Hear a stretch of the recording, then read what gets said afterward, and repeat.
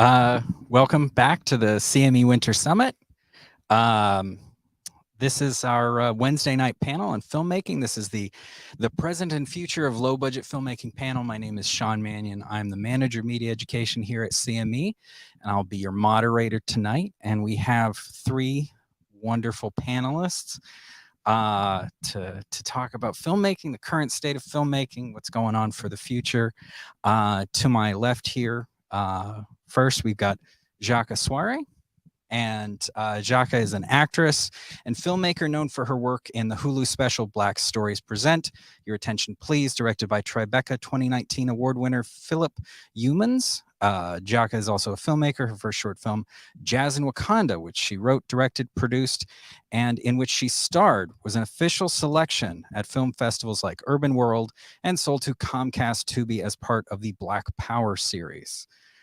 Jacques was selected by the Women's Weekend Film Challenge to direct one of 6 short films, leading an all-female identifying cast and crew and winning various awards. And you can read the rest of her bio up on the website. We'll just do quickly with these so we can get to the conversation. We got next to her, we have Victoria Negri, who is an award-winning filmmaker and ultra-marathon runner. Her feature debut, Gold Star, which she wrote, directed, produced, and acted in, features Oscar-nominated actor Robert Vaughn in his last on-screen performance. Gold Star received an 88% fresh rating on Rotten Tomatoes. Film School Rejects said about the film, the directorial debut of Victoria Negri reveals a confident eye.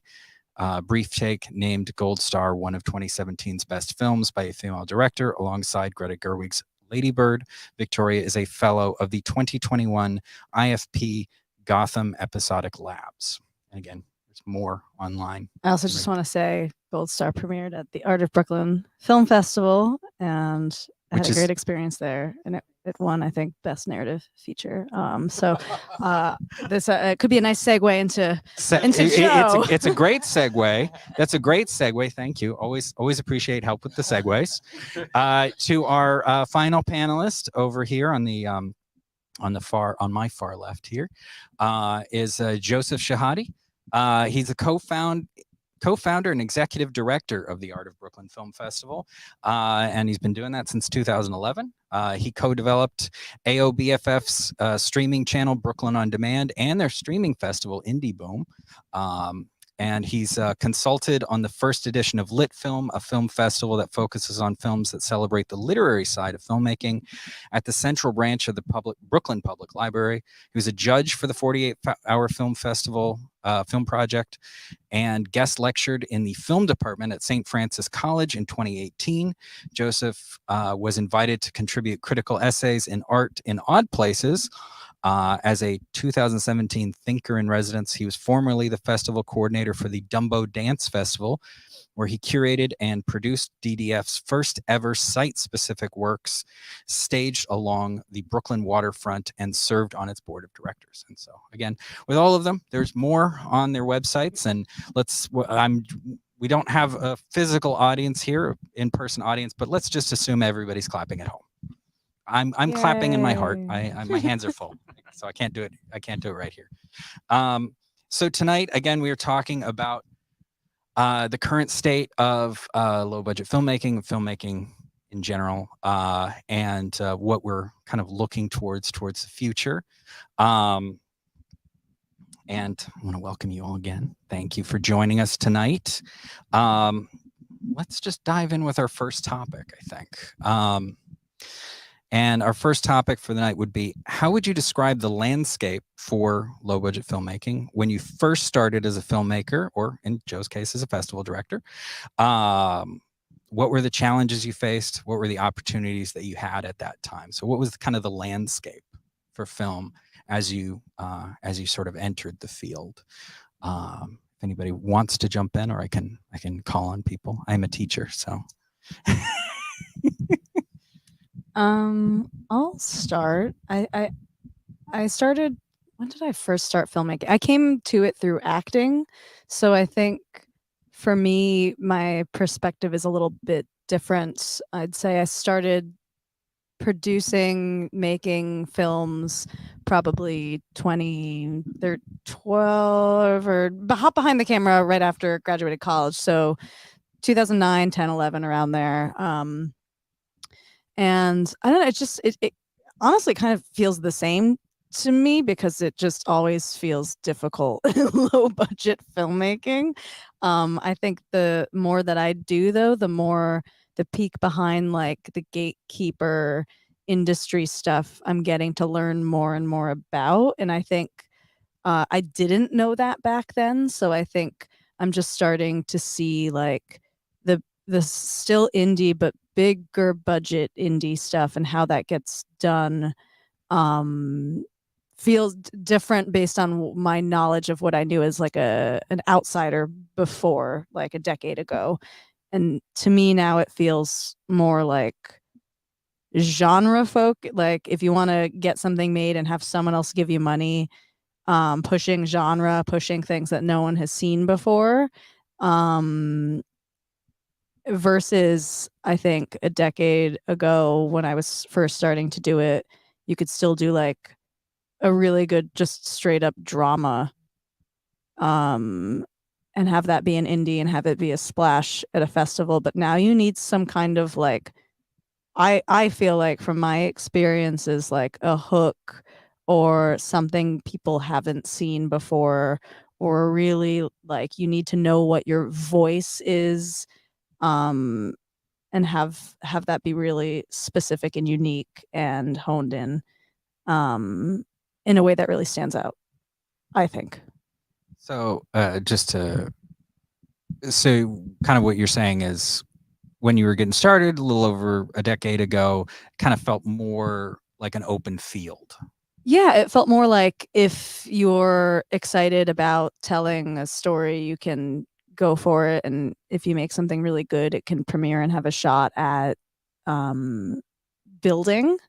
And now it feels like kind of a little more reverse manufacturing of, all right, you have to have an idea that is a little more, um, yeah, I get it. Can't just be like a it can just be like, because my first feature is like it's a family drama, and I did hear from people early on like, oh, if this was this, we could sell it easier if this had this kind of a hook or something different. So I don't know, I'm kind of torn about this question. I don't know how much it's changed that drastically. I think it's just because I'm learning more about how things are made versus like when I first started making things, I was throwing my own money into it, and I was you know, doing Kickstarters and rallying my friends and family, and I can't keep making movies that way. So I think the more I learn about the industry, the more I guess I'm wondering like, has it always been this way, or am I just learning what it has been for the past decade? It's kind of a confusing answer.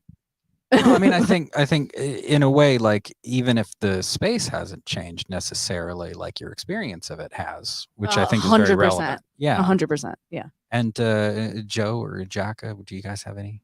Yeah, there's so many answers possible to that question, but I would tend to agree to with Victoria. It's true that it felt like it was more of an open field. Like you wouldn't get the answer of like dramas don't sell, don't make one.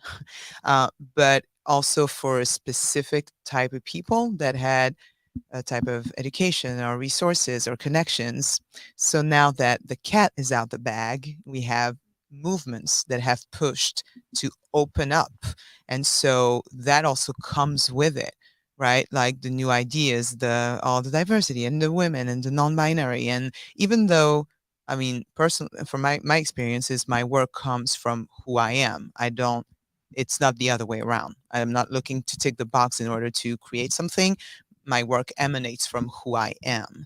But it does feel like, yeah, you do need a hook, a twist, or even I challenge what I watch in terms of like, have I seen that before? Because there are so many stories that haven't been told. I'm going to challenge you to try to, insert something in your storyline that can move me in a way that I haven't been moved before. And then the landscape of distribution.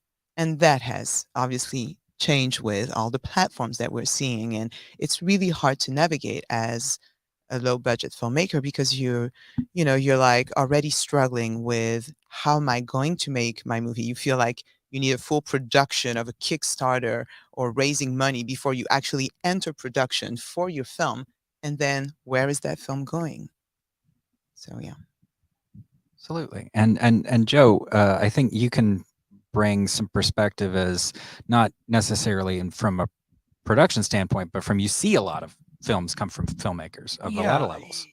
I mean, I definitely agree that there are a lot of ways to answer this question. And, um, from my perspective, running an international film festival for now 13 years, the films have gotten steadily better over the course of our life. But that may have less to do with the films themselves and more to do with the fact that we're an established entity now, where, in the first 5 years of a film festival's life, it's a little catch as catch can, as everyone sort of waits to see if you're going to survive. And so, we've survived our first 5 years and then began to really thrive in our second 5 years. And so at this point now, um, the quality of the films that we're getting are very high. So it certainly seems to me subjectively like films have gotten steadily better over the course of our life. But the truth is, we got some excellent films even fairly early on. So I wouldn't want to say that as a definitive.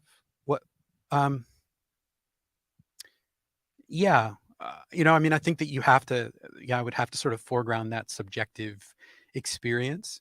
Um, Not to disagree at all with what the filmmakers have said, but the truth is, we were talking before we started, you know, we've had a really good relationship with the industry. We've had something like 17 things that have premiered at the Art of Brooklyn Film Festival that have gone on to get distribution. And I'm not totally sure where we stand in terms of last year. I'm sort of still hearing it. That's why I seem uncertain when I say around 17. But some of them have been family dramas. You know what I mean? So the only kind of caveat that I would add maybe is that I think that that's definitely true in terms of the larger industry, right? That the family drama or the kitchen sink drama, that there's less of a market for that from a corporate filmmaking side. I don't know if that's entirely true about indies. And one thing that I hear indie filmmakers talk about a lot is talking about the industry, but sort of in a top down way. And I don't think that there's ever been a greater disconnect because of the pandemic between what indie filmmakers are doing. And I see the industry scrambling right now to try and figure out, throwing stuff against the wall, trying to figure out what will work.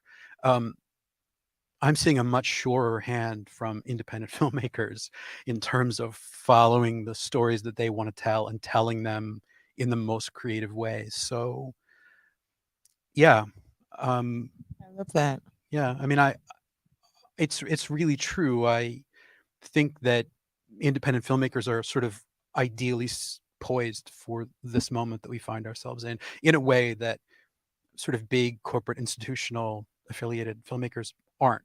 They're having to really kind of backtrack and second guessing what worked. And um, I see less of that from the other direction. And that feels good to me, positive to me. Yeah, absolutely. Before I pick up on that, because I think that's an interesting thread to talk about, I did just want to say to the folks who are at home watching, we will have an opportunity for you to ask questions towards the end. Please drop those in the chat. If you can't see the chat because you're on the mnn.org website, hover over the video, click where it says watch on YouTube. Chat will be right up there. You can drop those questions in and we'll address those towards the end. You can also follow this on Twitter and say hi on Twitter and communicate with us there. We're at NYCCME. I just wanted to make sure to tag those two things so our marketing department doesn't get mad at me. But also because we want you guys to interact, and there's a lot of opportunities for that. But I think that what you were talking about just now, Joe, is really interesting and I think very relevant to this. Well, obviously relevant to the conversation because it's part of this conversation, but about indie filmmakers pivoting with the with the pandemic, I wonder, and I'd love to hear all of your thoughts on this, if the state of indie filmmaking, as it has been in the past, as it is now, where it is difficult, it has been difficult, continues to be difficult to find funding, whether you're crowdfunding, whether you're trying to find more traditional routes of funding. If would you say, or would you disagree with that, the complications introduced by the pandemic for many independent filmmakers is just, oh, well, this is just another thing. I'm already dealing with a lot of complications. This is just one more. What, any thoughts on that? I think it's a big one. I think, like, thinking of, I'm producing a feature that's shooting in May, and some tough decisions of like SAG versus non-SAG actors, and how can you, when you already have so little money, put more money aside to think about what if someone gets COVID, and then the SAG rules for that are really intense. And we made the decision to go non-SAG because we literally can't afford that. So yeah, I think it's not just another thing. I think it's a really big thing that's not going away. And there are whole departments now that cost more money. So yeah, for a time, I think, like, I've been trying to make my second feature. We had the lead cast. It was about to, like, take off. Literally the 2 weeks before the world shut down, I was in LA. We locked the actress, came back, she was on board, and then like 6 months later she dropped out because her schedule kept pushing. She's doing all these like big blockbuster films she wants to do. And then since then I've been regrouping, and we might, knock on wood, it might finally come back together any day. But yeah, it's hard, especially, when you're trying to already do the puzzle of where do I put the money. COVID's just a really difficult thing to deal with. Yeah, I was in LA premiering my second short on March 5th, 2020. I was looking at the dates this morning, and we went into lockdown on March 19th. So it killed it. I didn't have film festivals, no screenings, no film festival, no human interaction, no meeting with filmmakers, no meeting with executives, just, no benefits besides making the film. And because there were no virtual events set up yet. So that affected a lot of my life at this point, of everybody's life, obviously.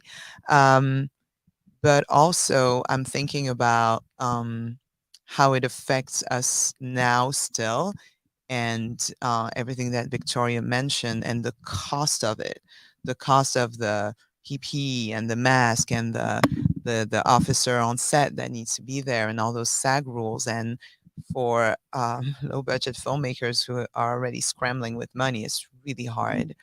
And also another part of it that it's affected is all the mentoring program for women of color like myself that are trying to get into those mentoring program, those shadowing program, and the studios just literally shutting down those programs because of COVID, because it's a minimum set. And so that affected the people trying to go up the ladder a lot. Yeah, I just want to say, I don't mean to be glib about it at all. I absolutely hear what you're saying, and I've heard versions of that about the obstacle of it. And I think also, we have to acknowledge that the obstacle, the shape of it, keeps shifting and changing. It's not like a solid thing that you have to figure out how to climb over or go around or tunnel through. It's like a cloud, not a mountain. I guess the point that I was making is that independent filmmakers who are used to struggling with money and answering questions thrown at them through the process of filmmaking creatively are, what I see from my position, better suited to this moment. That's really what I'm saying. Not that it's easy, or that it doesn't inevitably change the way that films get made, or even an approach to narrative. I have heard stories from filmmakers about having to change scripts around COVID rules, and it has forced everyone to kind of up their game and answer questions even more creatively. And so I just find that really inspiring. That's really all. That's all I'm saying. I understand that Yeah. it's a giant pain in the ass, and more than just a pain in the ass, but like a life-altering, process-altering, ongoing event. So I don't mean to make it seem like it's simple and resolved, but it reminds me of during lockdown, there was a joke going around um, about people with depression and anxiety, of which I am one. I'm a depression and anxiety OG, and so it was like, oh no, what are people who don't have depression and anxiety? How are they dealing with the isolation? We should reach out to them because they have no skills to manage this. And so again, it's that's using a joke to oversimplify, but it reminds me of that. It's like independent filmmakers are sort of used to pushing them out, pushing the boulder up the hill and trying to figure out creative ways around storytelling. And that's what's necessary right now. The obstacle is the way.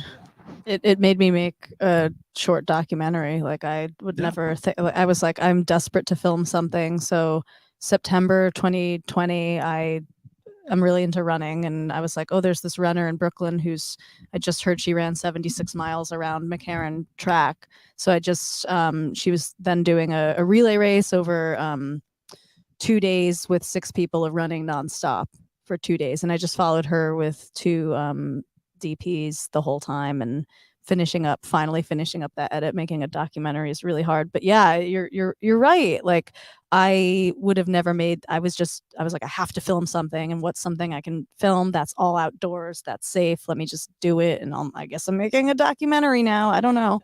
Well, I can tell you that there were a million questions when COVID really clamped everything down in my world.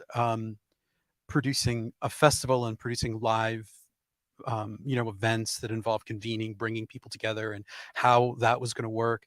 So there were a million questions, and one of the questions that I had was, how are people going to continue to make films, and are the films going to start to be bad? And now that it's 2023 and our submissions are open right now, I can tell you people are making some excellent films under these conditions. Like, it is not stopping people at all. So I just find that super inspiring. Yeah, so the challenge really breeding innovation, and while there's a lot of opportunities that are lost, people tend to sometimes make their own.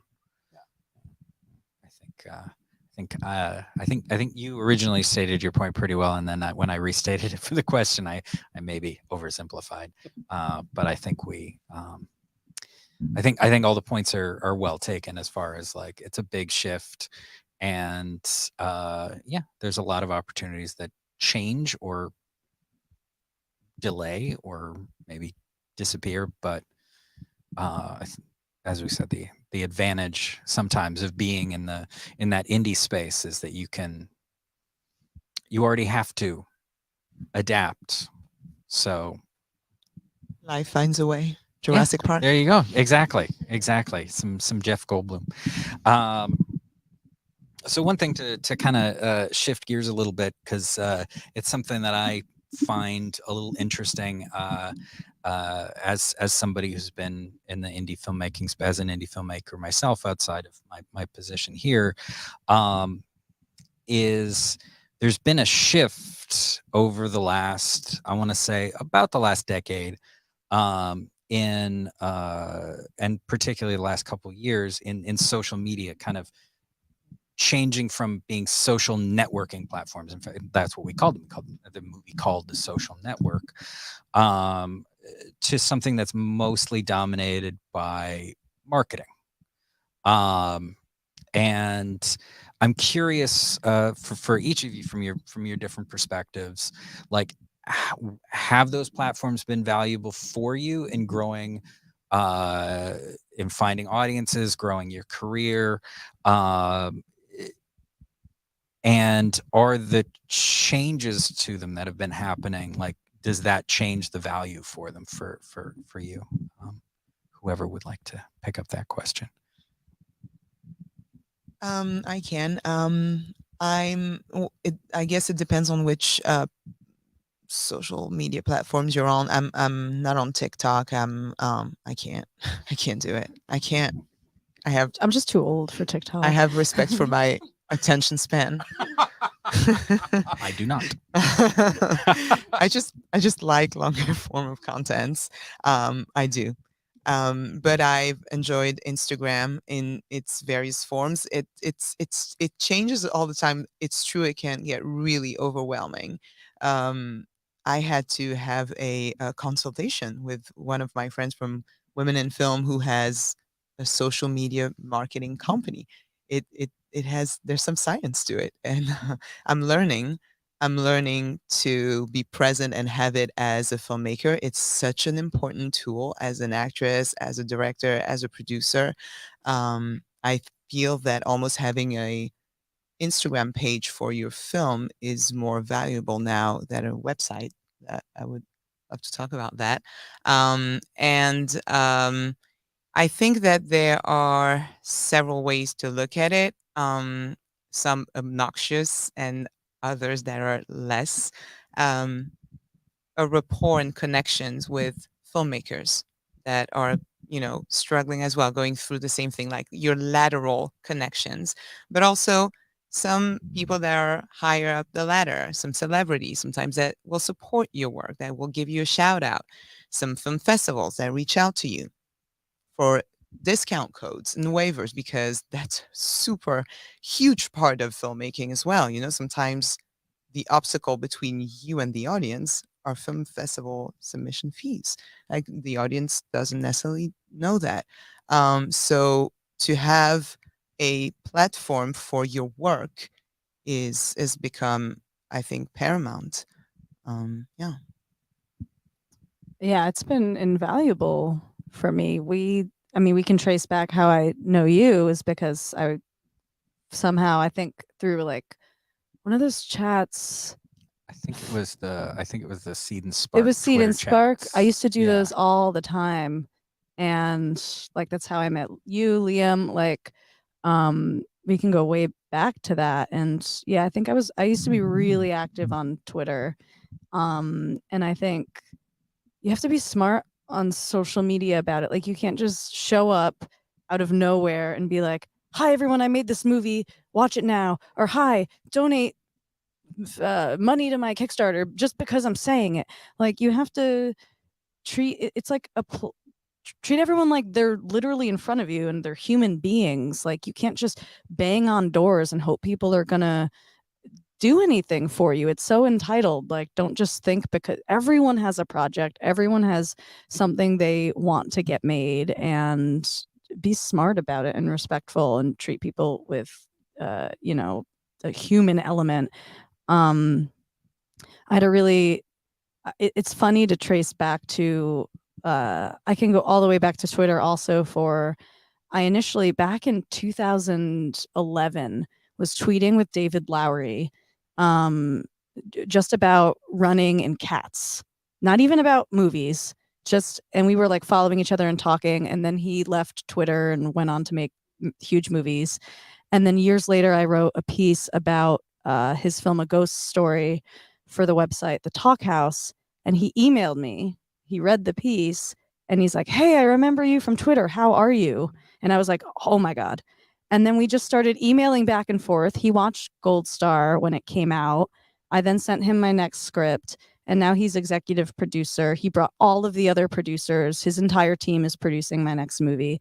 And that's not because of Twitter, but Twitter's like, it was the initial, I treated him just like a normal. It's like, we have a lot in common. Let's chat about it and have fun.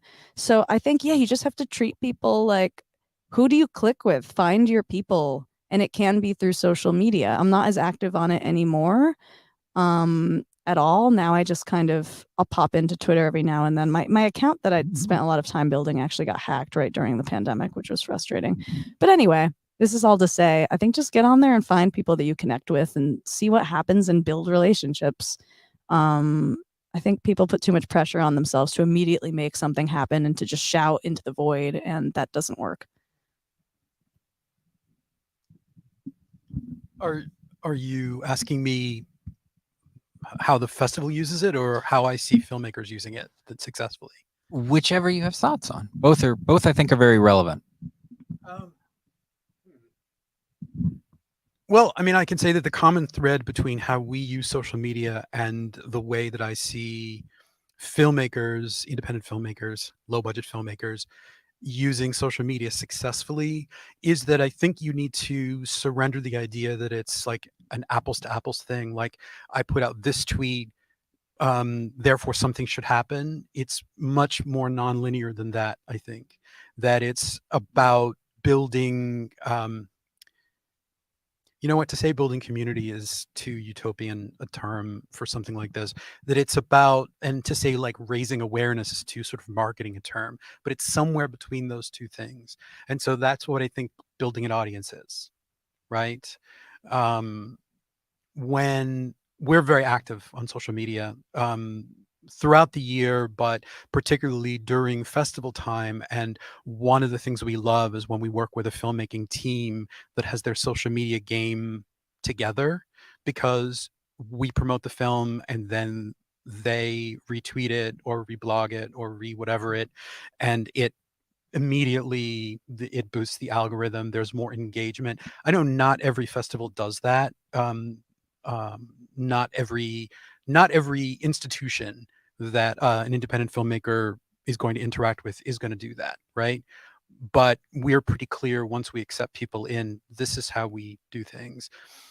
And so it's always good for us when someone, or ideally more than one, film steps up and really gets involved proactively in promoting their screenings, promoting any press that we're able to sort of tilt their way. And, you know, again, from a festival perspective, print press, which was still a thing when we started the festival, went away, you know, and so we had gotten some pretty good print press. And that's not a thing that that you can even aspire to get anymore. I mean, sure, there are blogs and sites and things, but it's not as aspirational as it was before to get into Time Out or New York Times or something. So anything that you can do to kind of take control of that on social media feels to me just like a net positive.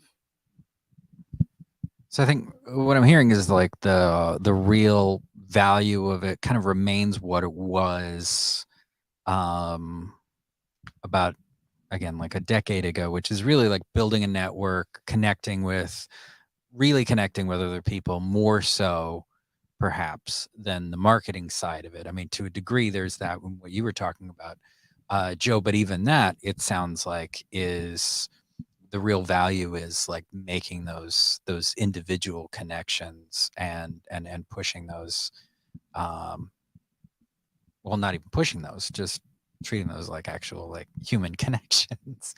There's still there's people on the other side of those screen names. Any other thoughts about the use of that, responses to each other, anything like that? Well, I could add to your point that, because if you treat, you know, the other side of the web like real human beings, it almost informs your work. It informs your filmmaker's experience, but it informs your human experience.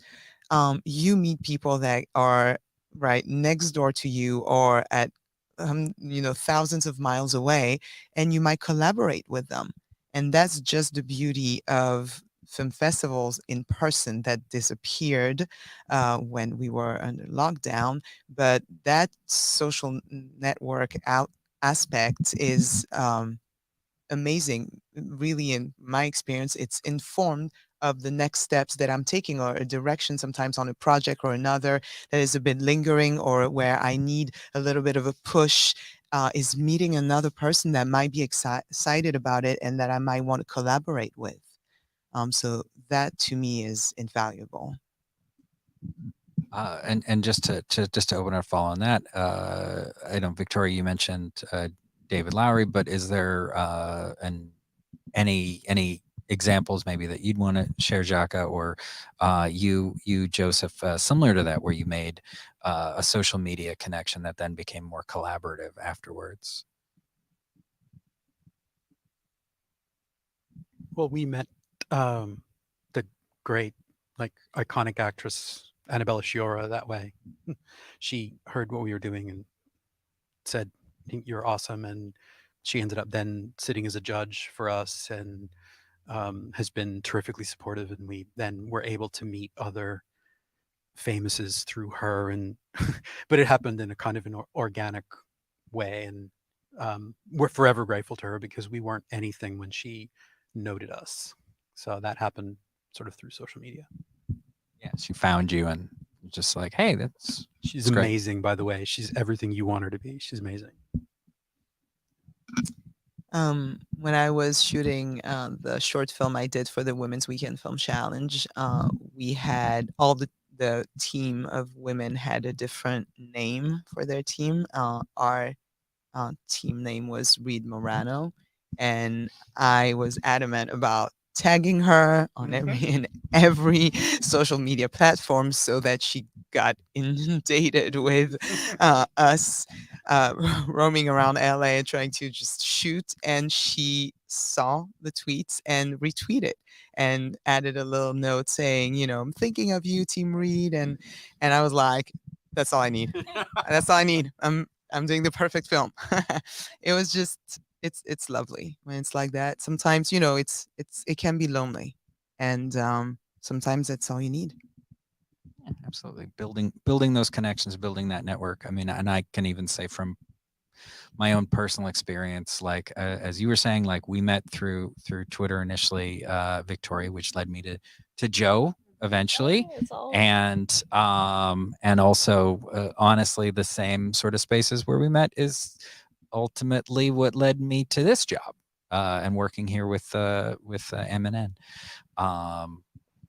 Meeting somebody on Twitter 12 years ago, chain of connections that happens. So the networking advantage is certainly there.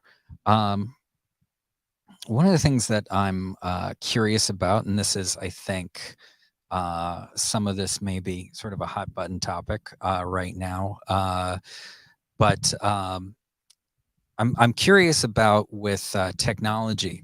We're in an interesting space, I think, right now with technology around film, and there's a couple of different things that are happening kind of concurrently. We've got on the me personally excited virtual production and the increased accessibility of virtual production. And I'm not just talking about the LED walls that are that a lot of people are talking about, things like The Mandalorian or how a lot of the Star Trek shows are getting produced, but even just the opportunities with like Unreal Engine, which is the free software that gets used, and sort of being able to work on compositing and VFX live, even if you're not in front of those screens, even if you're just doing green screen. There's opportunities that are coming there, but there's also this other side that's happening with technology at the same time that I think is fairly controversial with artificial intelligence.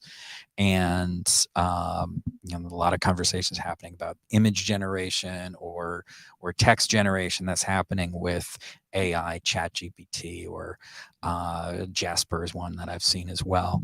I'm curious if y'all have opinions on the potential opportunities with these, concerns that you may have about either of them. I know there's a lot of conversation about concerns around AI, but even with virtual production, like, have you been paying attention to any of what's been going on, any of these developments? Are you excited about any of it? Are you concerned about any of it? What are your thoughts? I just kind of put my head down and do my thing. I'm not really excited about it. For me, it's like the first thing I thought of when you were asking that question was how 3D when that first was becoming a thing, was like everyone started making 3D movies, and now it's just James Cameron. To like I think people, a new technology comes out, people either get really excited about it or panic and are like, oh no, this is going to take over everything. And I think it still goes down to the storytelling. Like if you're not using the technology in a way that like really is immersive and is such a part of the film that you're making, and really makes it work, then I don't think it'll take. And I think we've seen that. I think it has to still be, you have to still know what you're doing and make a really good movie. And I think I'm just so focused on trying to get better and be a better storyteller that I also don't have access to those things. Like those aren't, like I'm not going to be able to, film anything like The Mandalorian in the next minute of my career. We don't know. We don't know. We don't know for sure. But Exciting things could happen. But we don't know. It'd be nice because that would mean I'd probably get a nice paycheck.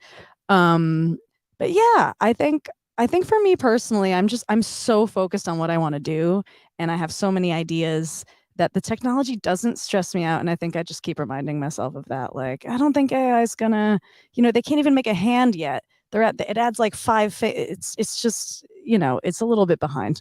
So I'm not stressed about it. I guess I'm excited to see what other people do with it leading the charge, I guess. Yeah. No other thoughts? That's okay. I couldn't say it better than what Yeah. Victoria said. I mean, I just think it comes down to the same thing that it always has, which is storytelling. And that there's a buzz around new technology, and that becomes sort of a story in and of itself. But the thing that outlasts that is people taking advantage of the new technology in creative ways to tell stories, and people who don't. It's just the same as it sort of ever was. So I think 3D is actually a really perfect analogy for AI. I was thinking about VR as well. Everybody was really excited about VR. Well, there was a moment pre-pandemic where a lot of film festivals, ours included, were expanding to include VR events and explore the technology. And I was interested in it, remain interested in it, but really it comes down to what people do with it. And then the pandemic derailed a lot of that on the program side for us and for other festivals. And so I just think it's going to come down to filmmakers making films. Like, I'm a bit scared by it when I hear how you could kind of, it's almost like you take the save the cat screenwriting techniques and you throw everything in a shaker and then you get a script, and that's scary. But I'm on Victoria's side. Like I'm so focused on what I'm doing. I'm always keeping my ears open, and I'm looking forward to see what others do with it. I don't think that's too much my style of storytelling, nor super useful to the stories I want to make. But it's funny because I had a Hollywood Reporter article about it open. It was one of my tabs for like those past 2 months. And just thinking about reading it, I was like, I feel like throwing up. But I read it because it was this morning.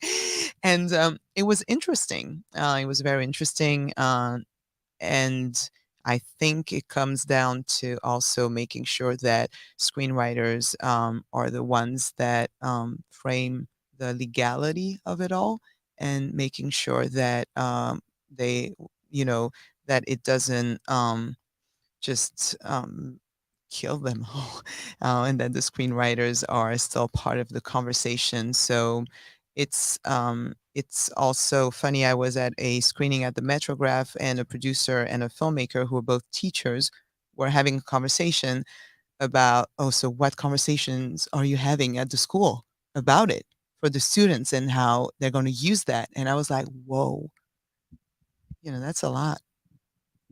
Well, I think that's interesting. I think that's really like what you're all saying is very true. Is that like we're always being introduced to these new technologies, and there is always that response of Like there's one half of people, well, maybe not even half, but there's one group of people that's panicked about it.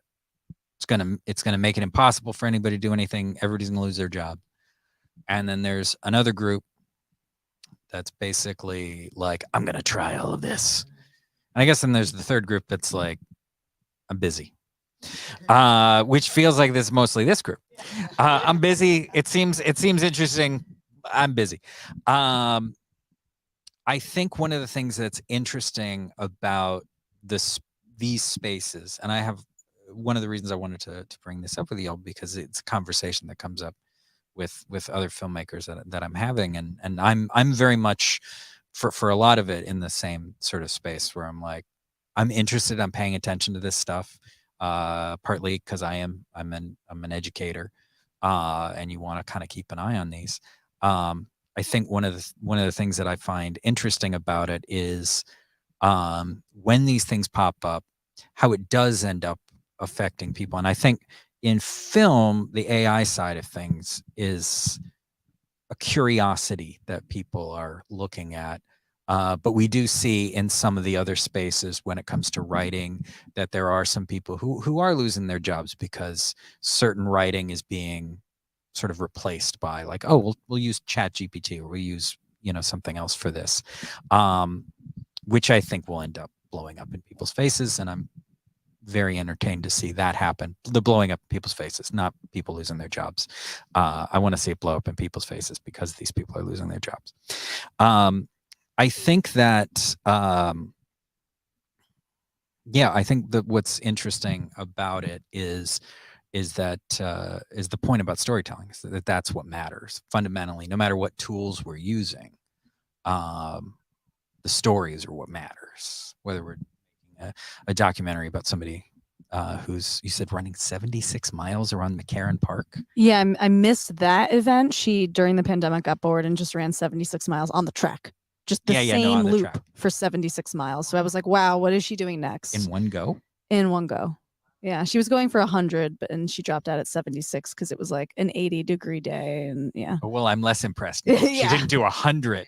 I can barely do 2 miles on the treadmill at the gym right now. So, wow. Yeah, I was like, she's interesting. So and she used to be a Vogue cover model, so her whole story is really fascinating. Well, I'm looking forward to us being able to see on this. This stool exhausting. But yeah, no matter what it is, the stories that we're telling, it is fundamentally about that storytelling, no matter what the tools are.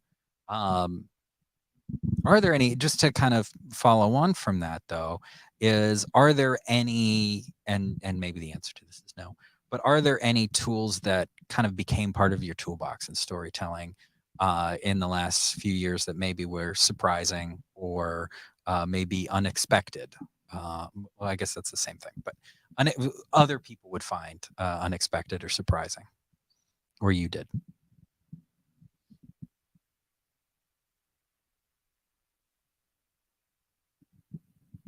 No. Yeah, no, it's like, I'm like, yeah, maybe no. No, I'm not. Is the answer to that. I'm just. I think it's just, I think like maybe to talk about that documentary I filmed, just experimenting with, all right, here's the idea. We're going to follow this team of runners running for 2 days. How do we do that?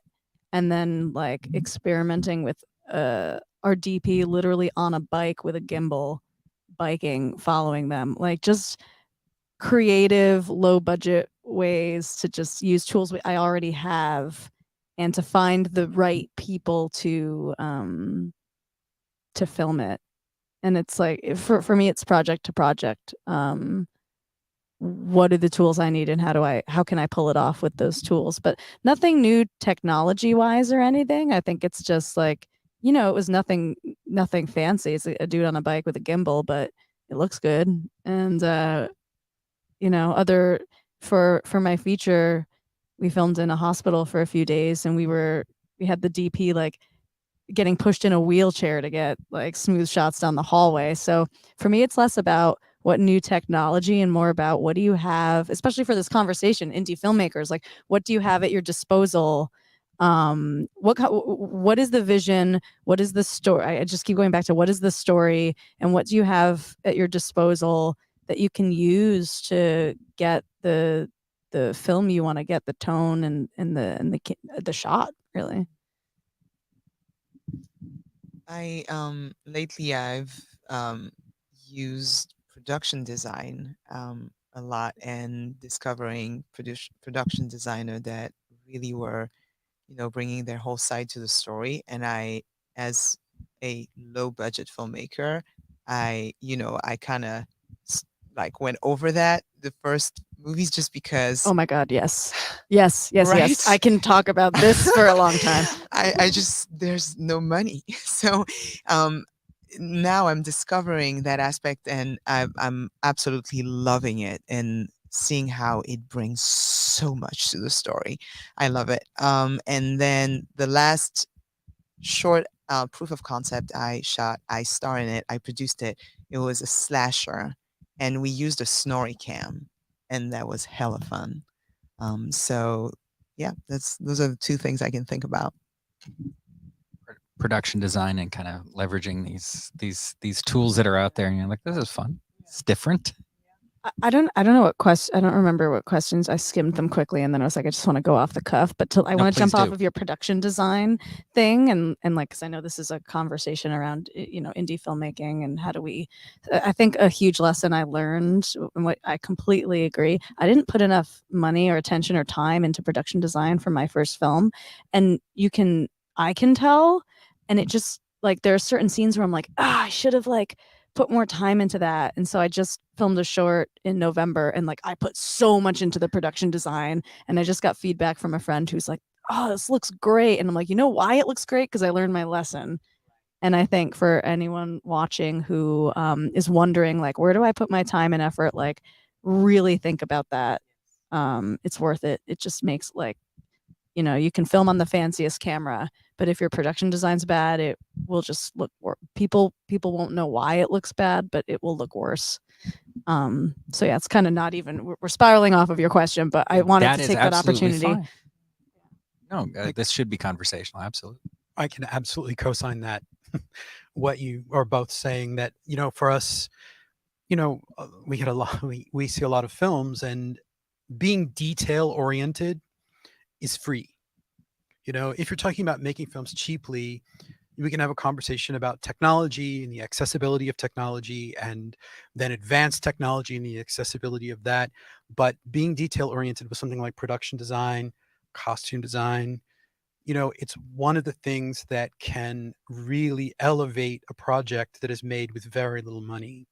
And so I'm really glad to hear you say that, because it's an internal conversation that we have, where if it's a beginning director, for example, it's a thing that is maybe a common thing, right?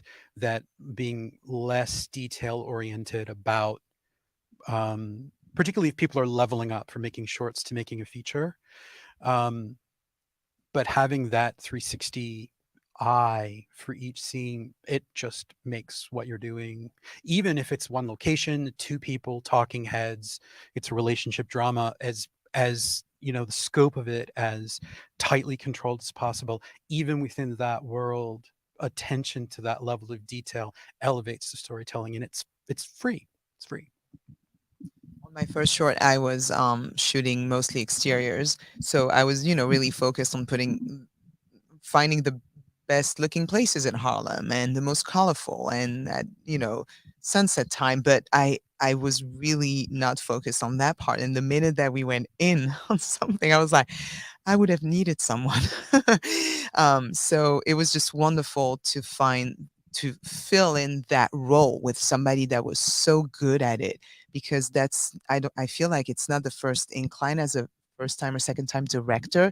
And coming from acting, I'm like, oh, costumes, I'm good. We need makeup. But production design, it really changes the game. And I think probably people already picked this up, but I did just want to make sure to clarify that when we're talking about production design, we're talking about the set, we're talking about props, we're talking about things that people may be handling, but also just things that are in the background. We're talking about the things on the wall. We don't want to see blank walls or that sort of thing. Just wanted to, I think you guys made it pretty clear, but I was also Have you just dressed sure. the character for the job that they actually have, or the life that you're that you have on the script. This person is a this. Do they look like one of those? And if they don't, then is there a reason why? Because if there isn't a reason why that you're explaining to us, it just feels off. Like this person just seemed like they wandered into this scene. They're not really in the scene, you know? It's like that's what I mean by detail oriented. Absolutely. I think that's a great insight for and very helpful for folks out there is that, yeah, if you're putting something together, and we are, as you're saying, we're talking about low budget, one of the places that you can put, or you can inexpensively, like, put your time and energy is dollar stores are amazing for that sort of thing. And even though it's not all, it doesn't quite cost $1 anymore, it's still those dollar stores can be amazing for different bits and pieces to fill out space and give a sense of place and give a sense of character. So, and again, to touch on what you were saying before, we were all saying before, is like, that's storytelling. You know, that's not. I mean, it's production. It's somewhat technical, but fundamentally, as you were pointing out just now, Joe, it's about the character. It's about the space, and it's about defining that space. Story goes beyond dialogue. Story goes beyond like what is physically happening in the plot, like the sort of things that if I was writing a book, I would probably describe what a space looked like. Well, and when we're making a film, we want to show like a sense of it, even if you're only getting a sliver of a space. So I think that's very helpful, hopefully, to folks back home. And speaking of, in just a couple minutes, we'll open it up for you guys to ask questions. So if you've got them, please go ahead and drop them in the chat there on YouTube, and we will address a couple of those. But before we get to that, I want to ask you guys about the future. I think there's already been some discussion about the challenges that are coming up, particularly as relates to COVID. But I'm very curious about if you see on the horizon, short term, long term, what kind of opportunities do you think are that you're seeing, or that, or even if you're not seeing, what kind of opportunities are you hoping for coming down the pipe in the next few years? I think to answer that question, everyone has to think about like what kind of filmmaking career do you want to have? Do you want to have complete freedom and be able to make whatever you want to make? Then I think that's a question of sustainability. How do you keep making films when maybe you're not getting funding from, a studio or a production company, or just doing your thing and not asking permission, versus wanting to build and get to a place where you need to bust through some doors to get people to give you money. I think for me, it's answer to answer that question. Everyone needs to figure out, all right, what's my ideal? Am I cool making films this way, or do I want to direct a Marvel movie one day? Do I want to, like, what kind of a filmmaker are you? So I think for me, I personally, to just give an example, I want to build, I don't want to do like a Marvel movie or anything, but I want to build, and my next film is budgeted a couple million. So I'm trying to build to a place of getting money from a studio. Right now we're waiting on financiers to say yes. That involved a lot of rewrites. That involved people giving me notes. That involved me, but I'm lucky because I actually think that their notes are great and trust these people. But it hasn't, little echo, I hear me, but it hasn't always been, there were other people, money people, that gave me feedback and I didn't agree with it. And it's that question of, okay, am I just going to go with this to try and get the money? And I don't want to do that. So I think it's thinking about, all right, where are you are you going to make concessions? What kind of career do you want to have? How do you, I think the follow-up question that I would ask, that everyone needs to ask themselves, is how do you, based on what you want to do, how can you figure out how to make it sustainable? And I think it's difficult no matter what, because I've been waiting years to make this second feature. But if I kept making other films, other features in the in-between years, it would still be difficult, because I would be trying to figure out, all right, how do I keep getting money on my own after calling in every single favor I've ever had? For my shorts, I've done work trades, and I've put my own money into my shorts. And I'm willing to take big risks, frankly, financially and career, life-wise, of like, I have roommates. I'm not like living in some palace. I know what makes me happy, and what makes me happy is making things. That's a very long answer and maybe confusing, but I think the starting place is figuring out like what kind of filmmaker are you, and what kind of filmmaker do you want to be. So that's my rant. It's a good one. It's a good one.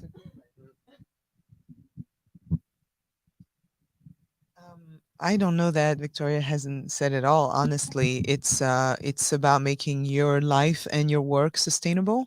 And so not only do you need to answer those questions, what kind of filmmaker am I? What kind of work do I want to keep doing? But also, where am I at? And so depending on those answers, then you move a direction or another. I would highly recommend to try to build as much community as you can. I've had just filmmakers, producers, actors, screenwriters supporting me and my work. And on an everyday basis, it becomes so important that you get a sort of validation by your peers, because you don't want to wait for that validation from the golden statue or whatever. You need it, to sustain your stamina and your spirit. And I feel that those are communities where you're going to be able to make connections that keep you on moving forward. And I think the idea of movement is very important as a filmmaker as well. And that's why I personally felt so stuck, like the whole planet during the pandemic, because those connections in those festivals, moving, going to places, trying to also be an interesting filmmaker, going to art galleries and just feeding your soul, that's very important. But you need the resources to be able to do all of that. So sometimes resources can come from, you never know where it's going to come from. Financier, private equity, friends, you never know. But if you're not out there and keep moving and keep communicating, then you never find out. Absolutely, that makes sense. And you don't have to necessarily add anything if you don't have any, but I just wanted to give you an opportunity to. I think that those are really great answers. And I mean, I can say from our point of view, running a festival, that the festival alumni, the people who've come through our festival, who've gone on to have really successful careers, all different from one another, but on their own terms.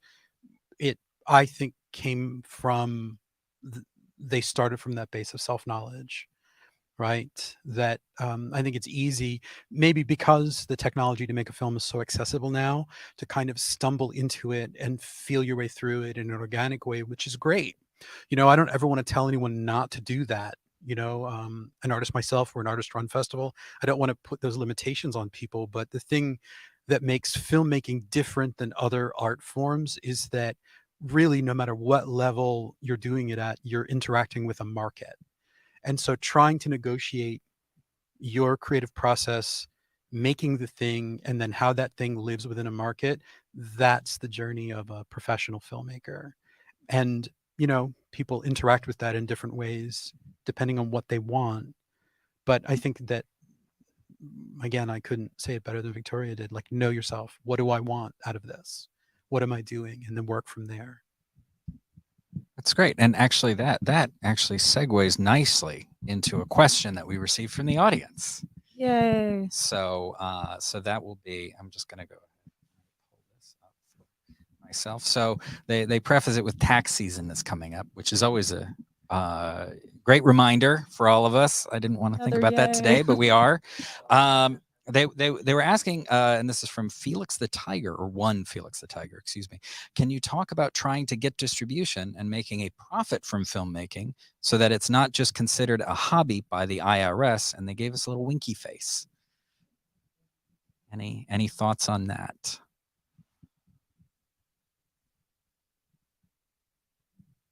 I mean, how to make a profit? It's difficult. I'm not there. For me, that's not something I'm thinking about right now. I think it's just you deal with the taxes. I made an LLC for my first feature so that it's not considered a hobby. Like I have the proper setup for it and went about it that way. But all that costs money. An accountant to do the LLC to set it up. So for me, it's not considered a hobby, but it's considered a loss. I'm not making money, but for me, I always viewed my first feature as a building tool for me as an artist of I'm not making this to make money. I'm making it to show people I can make a movie. So I think, everyone has different things that they are thinking about, and maybe the financial risk, maybe some people need to make a profit or would need the IRS to see like, hey, this is making money. But I think it's pretty difficult when you're first starting out to assume that that's a possibility, because it's difficult to get that money back, and if you do, it certainly doesn't happen immediately, because it takes years of making something, of putting money in, even if it's not your money, until it finally comes out. You do festivals and then it comes out. So even if you do end up making money, it's years. So yeah, I'm sorry, Felix. That's not a better answer for you. I was very lucky to sell my first short film to Comcast. It's now streaming on Tubi as part of a Black Power series, like you said. And it just brings me back to connections. I did not see it coming. It's a short. I didn't think I was ever going to sell it. It happened because of friends of friends of friends of friends and social platforms and me, I guess, just working and movement. So it brings me back to that idea of you never know where it's going to be coming from. I haven't made a feature. I do work as an actress as well. I make a small living out of all of this, but not enough, not sustainable. Definitely. The road to distribution is torturous. That's a whole job to know about it. It's a career. But that's, one that we need to be a part of it in conversations. But yeah, that's where I'm at. I would jump off of that and add, I completely forgot about the distribution element of the question. That I would go back to knowing like where you are in your career. If you're just starting out, I wouldn't worry about distribution. I would just get your film out there. You don't need a distributor. You can go for it. You can try and see if someone will pick it up. But I think the reality is, unless you have a splashy premiere at a big festival, you're not going to have like a big buy. Someone's not going to slap, $10 million in your lap. So I think to answer like maybe a specific helpful thing about the distribution question is, I would go like exactly what Jacques is saying. It's about momentum and community. Use your film rather than worrying about money. Use it to be able to make your next film. How are you going to use this to get to the next thing, to find people to collaborate with, to help you, maybe to get you money for the next thing, which is exactly what worked for me. It wasn't, I did stress about distribution, but ultimately my first film was a great jumping off point to make my next one. So yeah, maybe that's more positive than the taxes. Jacko, when you sold your short to Comcast, was that over the pandemic? No, no, it was after. After. So, but since the pandemic. Yeah. Because it's a thing that I'm not sure if filmmakers know, but sort of from my vantage point, I can see. I think shorts are made for lots of different reasons. As a creative calling card, to hone skills, to work with friends. But there hasn't traditionally been a huge market for them.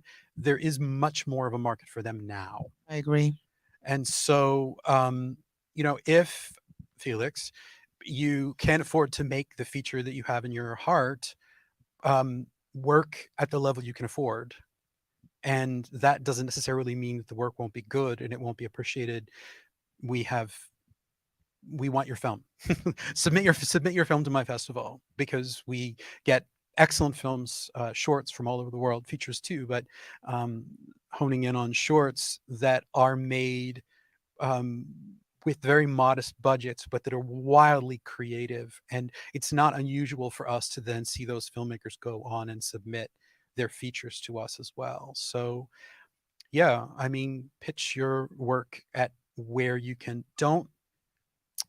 I don't necessarily think it's worth it to compromise at the edges the quality just to be able to make something that has a bigger scope. It doesn't ever work out. This sort of goes back to what I was saying about the level of detail. Nail your short game. It will be noticed. It's how you'll meet other filmmakers. It's how you'll meet your collaborators. It's how you'll build your audience. And as far as distribution is concerned, I mentioned earlier that we have a really good track record with that, through my festival. A thing that I would say to filmmakers who are interested, because distribution is not a goal for everybody, right? Traditional distribution. But if that is your goal, then you need to come up with a film festival strategy and figure out where you're sending your film. I see so many people do a kind of haphazard, just sending it out anywhere. And it gives you kind of an illusion of movement forward with it, and it can be validating to be accepted and all of those things. And depending on where you are in your career, that may be fine. But you're talking specifically about distribution, right? If you're moving toward that direction of wanting to get the attention of the industry, then I think you need to ask tough questions of the festivals that you are considering and vet them, because it's expensive to apply. Applying to fewer but better festivals is sometimes a better strategy, I think. I'll speak for myself. I can answer those tough questions about my festival, about our track record, our relationship with the industry, where we screen, who comes, all of that. I don't know. If I'm making a film and I'm thinking about sending my film to people who can't answer those questions, maybe I don't send my film there. It's really advocate for your art. Advocate for yourself. Yeah, exactly. Not in an entitled way or an arrogant way, but like, where's the best place for the thing you made? That's like an active question. It's not passive, Some of them are total scams. Yes. Just putting that out there. Yeah, you said that, not me, but yes. And actually, that's a good point, and that was something that came up earlier here. I was chatting about this panel with one of my coworkers here, and I said to ask them about, like, how do we tell which Ask your friends, build community, and rely on them. Yeah, because I've heard, we all talk. It's like, don't go to that one. Don't do it. we all recommend the Art of Brooklyn Film Festival. Yes, we do. Well, I think one of the things that we decided from the beginning was that we were not going to screw over filmmakers, and that can be, come in lots of different forms. I don't want to just sit and talk about myself and my festival. It's not appropriate. So if you're interested in us and the kind of things that we do and how we treat filmmakers, just look. But that's really what I'm suggesting you do, period. Just look. Look on Film Freeway. Ask your friends. Like, just look. It's all there. It's not mysterious. I think filmmakers are pretty free with that. Maybe not publicly, because sometimes that's a little awkward, but certainly if you pull somebody aside, at an event, or just slide into their DMs in a professional manner, you can certainly have a conversation about, like, hey, I'm thinking about this festival. I'm a little unsure. What do you think? And I think that, as you're saying, it comes back to that network. It comes back to building connections with other folks and building connections. Building community in film. And I do have another question from one of our members of our community, a longtime member of the M&N community, Nina Early. That goes back to our production design conversation. She was asking if any of you have used material for the arts for production design needs, or do you know of any other charitable resources? And we're talking a little bit about dollar stores, which isn't a charitable resource, but have any of you found any resources somewhat like that, material for the arts or any other opportunities? Mainly on the film, I was talking about, my production design would know, but I wouldn't. But I'm thinking about, is it called Housing Works here? Yeah, I'm thinking about that, just because they have cool stuff and for cheap. I wouldn't know anything else, but yeah, dollar stores and just like general stores where you can find everything and have fun with it. Like Joe mentioned, if you don't have the means, you have the time, just go and make sure that everything serves a purpose in the story. I certainly have a couple of boxes full of things that I got at various thrift stores when I was looking for props and costume. Sometimes I would take an actor with me, and we would just go like, all right, we're going shopping. We're going clothes shopping at the thrift store. L Train Vintage. I've bought a lot of stuff and returned it also. Yes, that part. Just my last short that we filmed in November, like I was saying, I have this, like, I envisioned the whole thing to be this really like 70s kind of funky, cool bedroom. And we bought this like really crazy bedding. It was pretty expensive. And I was like, I don't want to spend that money. So the production designer bought it. We talked about it. And then he just returned it the next day. And, just be organized about your receipts. For my feature, I was going to return all the wardrobe, but then I liked some of the clothing. So I kept some of the clothing, but then like we had all of the tags saved in like a little box, and then just put them right back on and just brought the clothing back. And there are sneaky ways to get around that. But yeah, you start early so you're not rushing, and that you can find those inexpensive solutions. One of our shorts, I think we returned about $1,000 on Amazon. Yep. Hey, be crafty about it. I returned hard drives. I spent way too much money on this short I did in November, and they were the 2 days before the short, the DPs were like, we need faster hard drives because we're dumping footage like on the move. And I was like, oh, okay, I'll like just get these on Amazon, ship them to the producer. And then I backed them up when I got home onto my own two of my own hard drives, and then just returned those really expensive. I was like, I don't need these, I want that $1,000 back. So yeah, even stuff like that, like you can do it with your equipment. Take advantage of liberal return policies. Pay it, like look 2 months late. Amazon, it was like a month and a half or 2 months I had to return it, and of course, I was tired after filming, and I waited a month, but yeah, I was like, thank God, and they accepted it, and everything was great. Yeah, there's definitely, especially those larger companies have very kind return policies, probably mostly because it's just easier for them to go like, yeah, fine, here. But yeah, it's worth it to always look that up for any kind of equipment too. Like there are plenty of places where you can get equipment where you can turn around and return it within 30 days.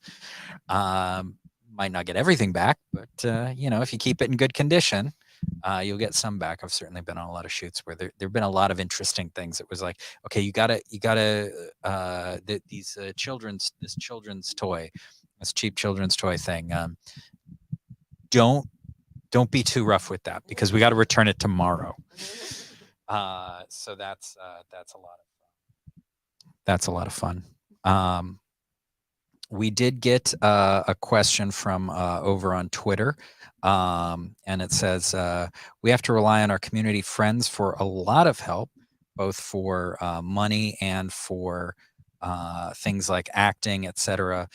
Any advice on working with your friends? So yes, upfront state exactly, maybe even make a contract.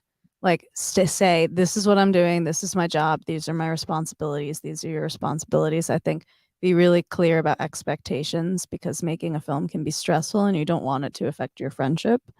So I don't know. I've worked with friends a lot.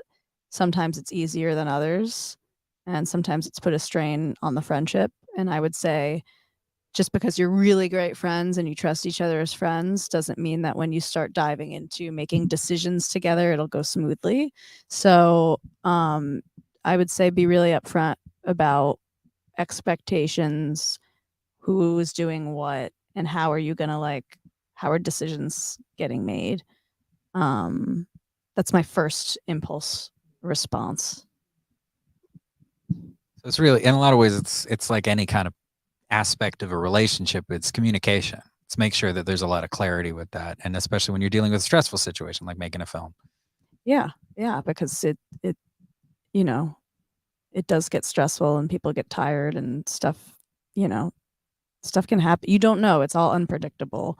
And people can change their minds about things, or you think you're making the same film, and then you get to the edit, and then all of a sudden, like, wait, I thought we were making this kind of film. I thought we were making this kind of film, and then you're like, oh no, what do we do now? How do we finish this movie? So yeah, I would have discussions, like realistic discussions of, all right, how do we do this together? Yeah. Yeah, I mean, I definitely agree with that, and I would say from my own personal experience that for my projects over the last 5 years or so, like one of my best friends here in New York is my producing partner, and one of the things that we had to make sure of up front was we have to be in community. We have to communicate.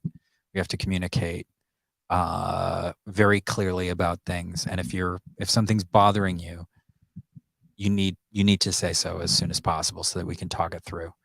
And being clear about like, okay, the sort of things where it's like, when am I going to come in and say like, okay, I have a really strong opinion about the creative direction of this, and kind of defining roles, like when we've decided like, okay, I've written this, or we wrote this together, but you're directing it. So I'm going to step back. I have opinions. And certainly if you're a director and you're on set with another director, you have opinions about what they're doing and how they're doing it. And you're like, but this is how they do it. It doesn't have to be how I do it. And I think those sorts of things, and that humility, I think, is really important when it comes to working with friends, whether you're working with friends like that, or if you have friends who are actors. And I've certainly made friends with many of the actors that I've worked with, or have had friends and say like, hey, can you get in front of the camera for me and just do like act, please? Because I know you can do it. Like, you got to build on that communication and relationships. And maybe don't be afraid to not work with your friends too. That, I think that can be a step. Don't be afraid to hire. It's a self-confidence thing. Like, my thing is real. I'm hiring you to work on my real thing. And then the relationship is established based on that. I love to work with my friends, and it's just feels organic, and it's obviously pleasurable. I don't need to, say more about that. And I mean, I think definitely the boundaries that you guys have talked about setting up absolutely makes sense. But, you can also not, it can bring a new energy into what you're doing if they aren't people that you have a prior relationship with. and why protect yourself from that? You know, and I realize it has to do with budgeting too, but maybe budget for that. You know, maybe that's a good use of your budget, even if your budget is really small. Filmmakers have a great history of working with friends. If you look at Carpenter, Cassavetes, Scorsese, Spielberg, you know, it's just all big families of this is my fam of friends. That's who I choose to, and it makes for great storytelling and for great BTS and drama. Yeah, days on set are long. You might as well be there with people that you want to be there with. That was certainly something that I decided for myself about a decade ago when I was on set with some people, and I'm like, I don't like that I just spent 10 hours with that person. I want to make sure that the people I'm spending 10, 12, maybe 16 hours in a tight space with are people that we all get along or can. We'll say that we'll start wrapping up here with our guests. We've got, again, for anybody who joined late and didn't want to check, we've got Jacques Soire, we've got Victoria Negri, we've got Joseph Shahadi here with us, and just to kind of do a typical wrap up for a panel, what are you working on? What's coming up next for you? What should people be looking out for you in the future, short term or long term, whichever? I'm doing post-production on 2 shorts. They're a proof of concept. One is a slasher titled Cut Me If You Can. It's 2 Black characters that realize that they are characters of a very bad B movie, and they decide to rebel against the script. So that's an Instagram page that you can follow. And then the second one is called Reunion, and it is the story of an African immigrant who's reinvented herself in New York and finds out that the boy soldier, the child soldier who decimated her family years ago, lives also in New York as a best-selling author. So that's also a Instagram page that you can follow, and you can follow me. And hopefully this year I'm going to shoot the first 10 pages of my pilot script that just won a screenwriting grant. So that gave me the little push that I needed to go ahead and raise more money for it. And hopefully that's in the spring. Oh, that sounds great. I'm also in post on 2 shorts. One is the doc I was talking about with the female runner Lucy, following her running a 2-day running event while we get to know her. It's like a character study of Lucy. And then the second one is, and it's funny because I was thinking about this right before talking about what I have coming up and kind of like wrapping up our conversation. The second short came about because I got lunch with an actress who's gonna have a supporting role in my feature, and I was just talking about ideas I have, and she's like, "Let's make a short. Let's just do it." And I was like, "Yes." And we just committed to making something together. We co-wrote it. I directed it. She acts in it. But you find your people, and when you both say yes to something, and you just pick a weekend, and it was like, "Oh no, we're doing a short in 2 months from now." So that one was a great experience to work with her. Her name's Alexi Papas. She's an Olympic runner. But in the short, she wakes up transformed into a mermaid, and it's like a buddy comedy about how this transformation reconnects her with a damaged friendship.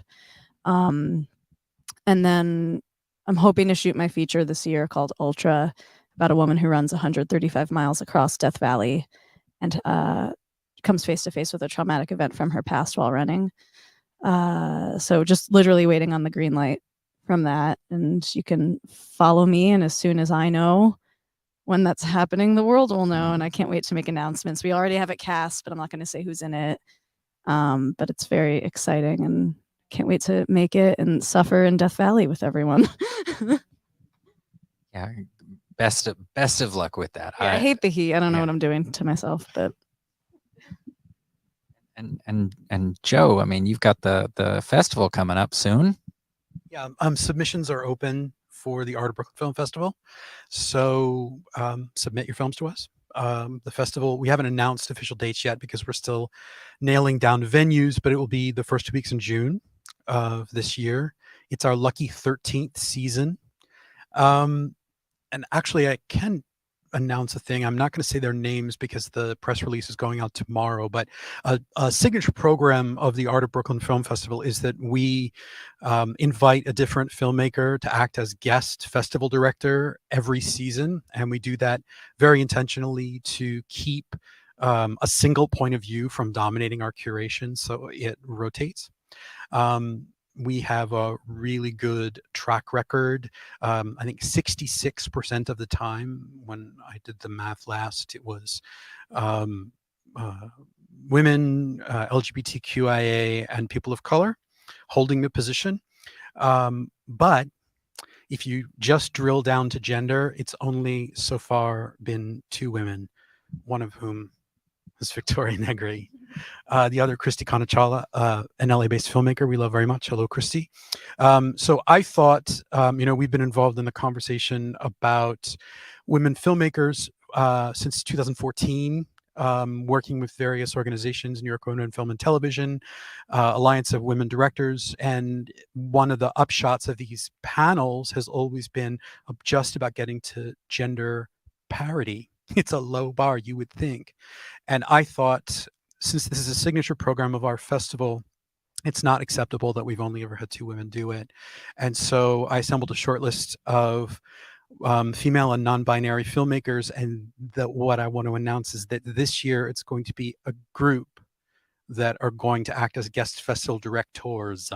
Woman filmmaker curating documentary features and shorts for us, a woman filmmaker curating narrative shorts, and a filmmaking team, a woman and non-binary filmmaking team curating narrative features.